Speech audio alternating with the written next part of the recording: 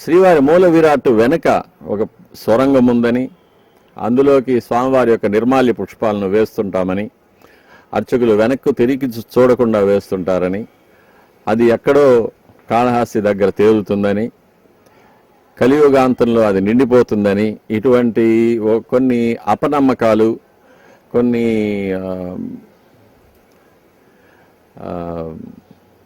రూమర్లు ఏమంటారు,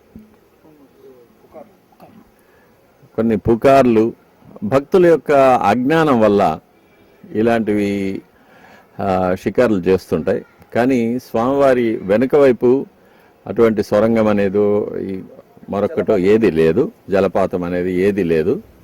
స్వామివారి వెనుక ఒక తిన్నె లాంటిది ఉంటుంది. అర్చకులు స్వామివారికి అలంకారం చేసేటప్పుడు స్వామివారి యొక్క కిరీటాన్ని అలంకరించడానికి, సళ్ళింపు చేయడానికి, అదేవిధంగా ప్రతిరోజు తోమాల సేవలో స్వామివారికి కిరీటం నుంచి రెండు వైపులా జాలువారే శిఖామణి అనే మాలను అలంకరించడానికి ఆ తిన్నె మీద నిలబడి అలంకరిస్తూ ఉంటారు.